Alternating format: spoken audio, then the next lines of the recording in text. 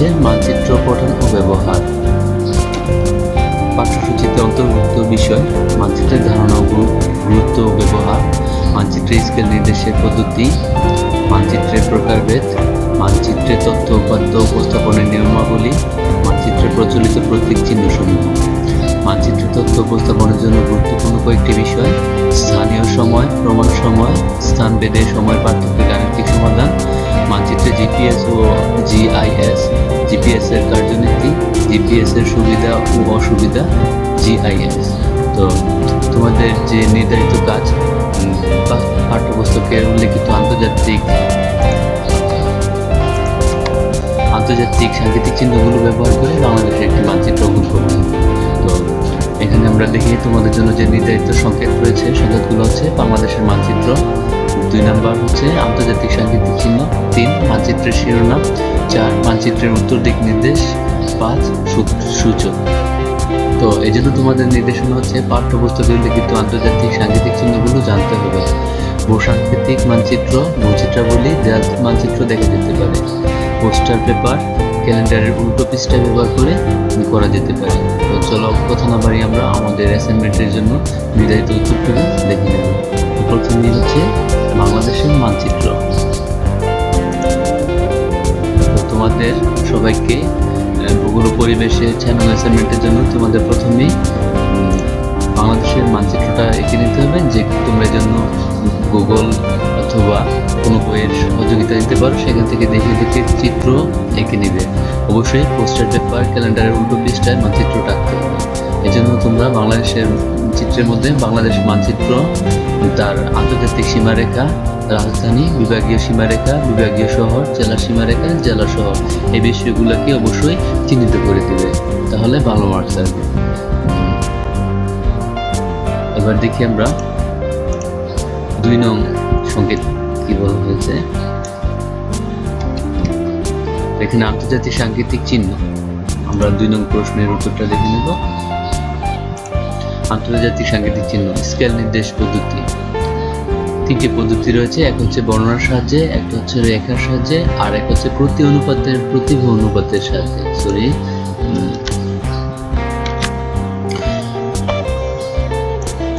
বর্ণনার সাহায্যে আমরা নিচের বর্ণনাগুলো দেখে নেব। আমরা বর্ণনা বা কথার মাধ্যমে মানচিত্রে স্কেলে প্রকাশ করে থাকি, যেমন 1 ইঞ্চিতে 4 মাইল, 16 ইঞ্চিতে 1 মাইল, 1 সেন্টিমিটার 1 হেক্টোমিটার। এখানে প্রতিটি ক্ষেত্রে প্রথম সংখ্যাটি তা ইঞ্চি বা সেন্টিমিটার যাই হোক না কেন, মানচিত্রের দূরত্ব, এবং দ্বিতীয় সংখ্যাটি মাইল, গজ, কিলোমিটার বা হেক্টোমিটার যাই হোক না কেন, ভূমির প্রকৃত দূরত্ব প্রকাশ করছে।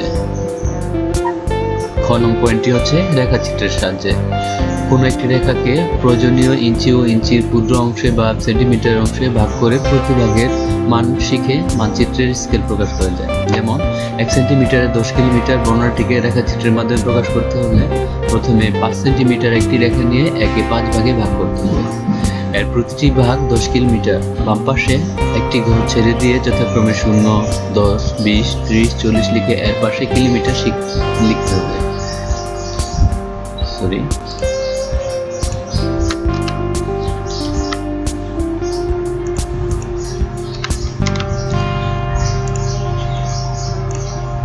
বাম পাশের ঘরটিকে আবার 10 ভাগে ভাগ করে 10 কিলোমিটারের ক্ষুদ্র ভাগ দেখাতে হবে। ভাগে ভাগ করে প্রতিটি ক্ষুদ্র ভাগের মান লিখতে হবে। চিত্র 3.2 ক, যেমন এখানে আমরা একটা স্কেল এঁকে নিয়েছি, তো কিলোমিটার প্রকাশ করা হচ্ছে। এখানে প্রতিটি ভাগে স্কেলের মাপ দেওয়া আছে, এক একটা ভাগের মান হচ্ছে 1। এভাবে করে তোমরা স্কেলটি এঁকে নিতে পারো। এখানে 0 থেকে 2, 6, 10, এখানে প্রতি ঘরের মানকে এক করে ধরা হয়েছে, 2 একক বলে, আর এখানে 0 থেকে 10, 10 থেকে 20, 20 থেকে 30, 30 থেকে 40 কিলোমিটার। এই রৈখিক স্কেলের সাহায্যে আমরা রেখাচিত্রের প্রকাশ করতে পারি। ইঞ্চি স্কেলের ক্ষেত্রে একই নিয়ম অনুসরণ করতে হবে। চিত্র 3.2 খ, এক্ষেত্রে ইঞ্চি দৈর্ঘ্য একটি রেখা নিয়ে একে প্রথমে 3 ভাগে ভাগ করতে হবে এবং বাম দিকের একটি ঘর ছেড়ে দিয়ে প্রতি ঘরে মান লিখতে হবে। বাম পাশের ঘরটিকে ছোট ছোট অংশে ভাগ করতে হবে।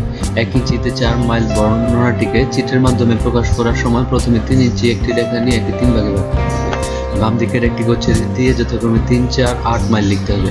বাম পাশের ঘরটিকে আবার 4 ভাগে, কারণ 1 ইঞ্চিতে 4 মাইল ভাগ করতে হবে।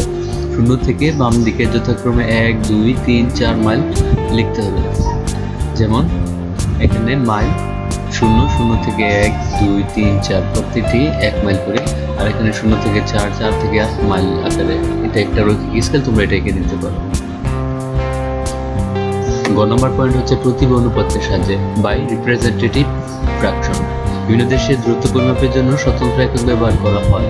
এরূপ এক দেশের এককের মাধ্যমে মানচিত্র স্কেল প্রকাশ করতে হলে ভাষাগত কারণে তা অন্য দেশের লোকের কাছে ব্যবহারযোগ্য হবে না। এই অসুবিধা দূর করার জন্য প্রতিভ অনুপাত পদ্ধতি উদ্ভাবিত হয়েছে। ইংরেজিতে একে রিপ্রেজেন্টেটিভ ফ্র্যাকশন বা সংক্ষেপে আরএফ এবং বাংলায় সংক্ষেপে অর্থাৎ প্রতিভ অনুপাত বলে। ভগ্নাংশের আকারে দেয়া স্কেলটির লব রাশি মানচিত্রের দূরত্ব এবং হর রাশি একই এককের দূরত্ব প্রকাশ করে। উদাহরণস্বরূপ 1 সেন্টিমিটারে 1 মিটার বর্ণনায় প্রকাশিত স্কেলটিকে প্রতিভ অনুপাতে প্রকাশ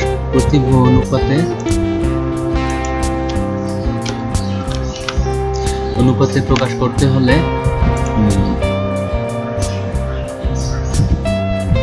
মিটারটিকে সেন্টিমিটার আনতে হবে এবং উভয় সংখ্যার মধ্যে অনুপাত চিহ্ন দিতে হবে।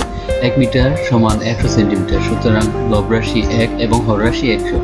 এক্ষেত্রে স্কেলটি 1:100 বা 100/1 অর্থাৎ এর অর্থ মানচিত্রের দূরত্ব যখন 1 সেন্টিমিটার তখন ভূমির দূরত্ব 100 সেন্টিমিটার। আবার ব্রিটিশ পদ্ধতিতে 1:36 প্রতিভ অনুপাত দেওয়া থাকলে বুঝতে হবে মানচিত্রের দূরত্ব যখন 1 ইঞ্চি তখন ভূমির দূরত্ব 36 ইঞ্চি বা 1 গজ। অতএব বর্ণনায় 1 ইঞ্চিতে 1 গজ, বর্ণনায় যখন 1 ইঞ্চিতে 1 মাইল তখন প্রতিভ অনুপাত 1:63,360, যেহেতু 1 মাইল সমান 63,360 ইঞ্চি। আবার ব্রিটিশ পদ্ধতিতে 1:36 দেওয়া থাকলে বুঝতে হবে মানচিত্রের দূরত্ব যখন 1 ইঞ্চি তখন ভূমির দূরত্ব 36 ইঞ্চি বা 1 গজ। অতএব বর্ণনা 1 ইঞ্চিতে 1 গজ, বর্ণনা যখন 1 ইঞ্চিতে 1 মাইল তখন প্রতিভ অনুপাত 1:63,360, যেহেতু 1 মাইল সমান 63,360 ইঞ্চি। একটি বৃহদাকার দেশ ও মহাদেশকে আমরা একটি ছোট বই বা খাতা পৃষ্ঠে অঙ্কন করে দেখাতে পারি। এছাড়া মানচিত্রটির সঙ্গে ভূমির প্রকৃত দূরত্বটি বোঝানোর জন্য স্কেল ব্যবহার করে ভালোভাবে প্রকাশ করতে পারি। মানচিত্র বললেই আমাদের চোখে ভেসে ওঠে একটি দেশ, একটি অঞ্চল তথা একটি ভূখণ্ডের চিত্র বা একটি মহাদেশ বা সমগ্র পৃথিবী। একটি মানচিত্রের মধ্যে কতগুলো সাংকেতিক চিহ্ন ব্যবহার করে মহাদেশটিতে কতটি দেশ এবং একটি দেশের মধ্যে কতটি প্রদেশ, বিভাগ, জেলা, রাস্তা, নদ-নদী, হ্রদ, পাহাড়, পর্বত ইত্যাদি দেখাতে পারি। এভাবে একটি দেশ ও মহাদেশের মধ্যে আমরা চাইলে ছোট একটি স্থানকেও সাংকেতিক চিহ্নের মাধ্যমে দেখিয়ে দিতে পারি। সর্বোপরি বলা যায় কোন স্থানের অবস্থান থেকে শুরু করে ওই স্থানের খুঁটিনাটি বিষয় সম্পর্কে অবহিত হওয়ার জন্য মানচিত্রের কোনো বিকল্প নেই। সুতরাং বলা যায় খুব কম সময়ে সহজ উপায়ে ঘরে বসে সারা বিশ্বকে জানার জন্যই মানচিত্রের উৎপত্তি।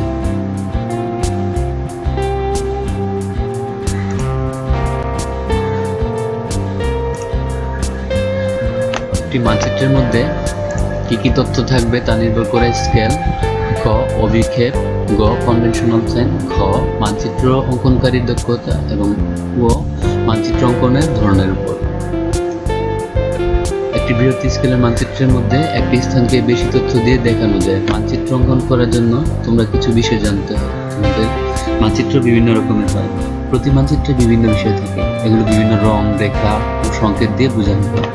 এই রং, রেখা ও সংকেত হলো মানচিত্রের ভাষা। মানচিত্র সম্পর্কে বিস্তারিত জানতে এসব ভাষা সম্পর্কে জানা জরুরি। আধুনিক সভ্যতার মানচিত্র অত্যন্ত গুরুত্বপূর্ণ।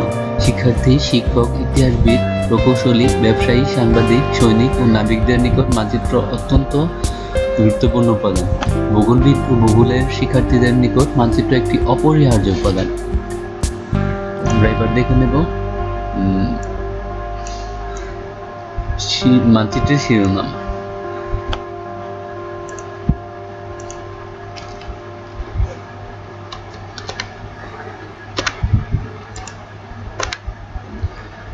মানচিত্রের শিরোনাম।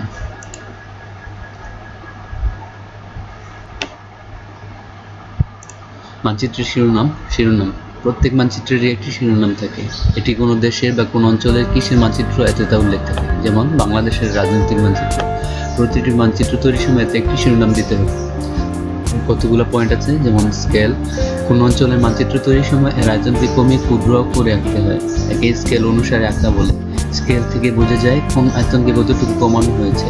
স্কেল যত ছোট হবে মানচিত্র তত বেশি আয়তন দেখানো যাবে। মানচিত্রে যদি 1,00,000 ভাগের 1:1:1,00,000 লেখা থাকে তাহলে বুঝতে হবে মানচিত্রে 1 একক ভূমির 1,00,000 এককের সমান। আবার স্কেল একে দেখানো হয়, যেমন মানচিত্রে 1 ইঞ্চি সমান ভূমিতে কত মাইল বা 1 সেন্টিমিটার সমান কত কিলোমিটার। পয়েন্ট 2, উত্তর দিক।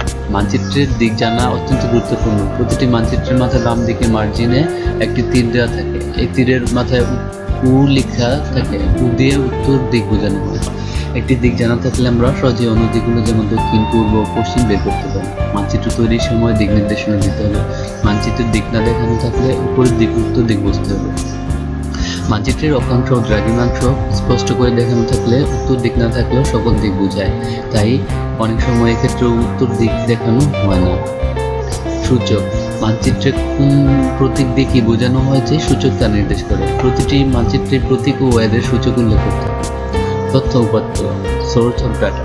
সব মানচিত্র তথ্য বা উপাত্তের ভিত্তিতে তৈরি হয়, এজন্য তথ্যের উৎস মার্জিন বা মার্জিনের বাইরে দেওয়া প্রয়োজন। আমরা এখানে কতগুলা প্রতীক এবং তার চিহ্নসমূহ দেখতে পাচ্ছি। পাকা রাস্তা, কাঁচা রাস্তা, আন্তর্জাতিক সীমারেখা, জেলা সীমারেখা। তো তোমরা চাইলে এইভাবে বিভিন্ন বই দেখে বা অনলাইনের সহযোগিতা নিয়ে, ইউটিউবে গুগলের সহযোগিতা নিয়ে তোমরা এইভাবে চিত্র এঁকে দিতে পারো এবং মানচিত্রের উপরে দিক নির্দেশ করার জন্য এই চিত্রগুলোর সাহায্যে সহযোগিতা প্রকাশ করতে পারো।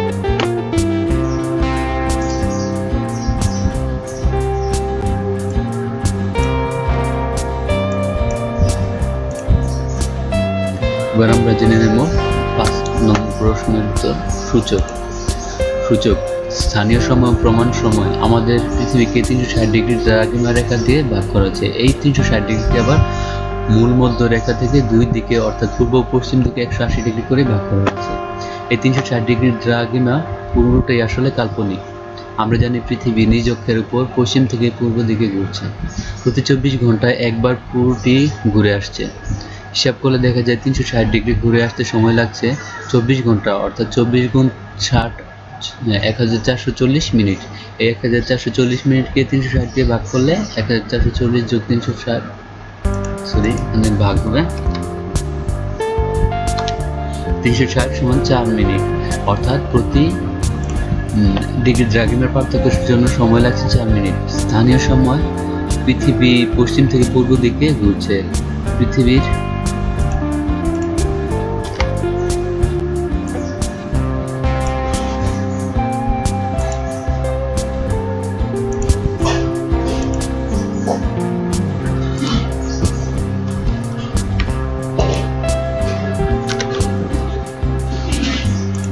পৃথিবী পশ্চিম থেকে পূর্ব দিকে ঘুরছে। পৃথিবীর যে অংশটি পূর্ব দিকে সেই অংশটিতে আগে সূর্যোদয় বা সকাল। পৃথিবীর আবর্তনের ফলে কোন একটি স্থানে সূর্য যখন ঠিক মাথার উপরে উঠে আসে ওই স্থানে মধ্যাহ্ন। ওই স্থানে গড়িতে তখন দুপুর 12টা ধরা হয়। এই মধ্যাহ্ন থেকেই দিনের অন্যান্য সময়গুলো ঠিক করা হয়। আকাশে সূর্যের অবস্থান থেকে যে সময় স্থির করা হয় তাকে স্থানীয় সময় বলে। ওই স্থান থেকে যত দূরের স্থান হিসেব হবে সেই হিসেবের প্রতি 1 ডিগ্রি দ্রাঘিমার জন্য সময় বাড়বে বা কমবে। স্থানটি যদি সেই স্থানের পশ্চিম দিকের স্থান হয় তবে এর সূত্র ব্যবধানের জন্য 1 ডিগ্রি ব্যবধানের জন্য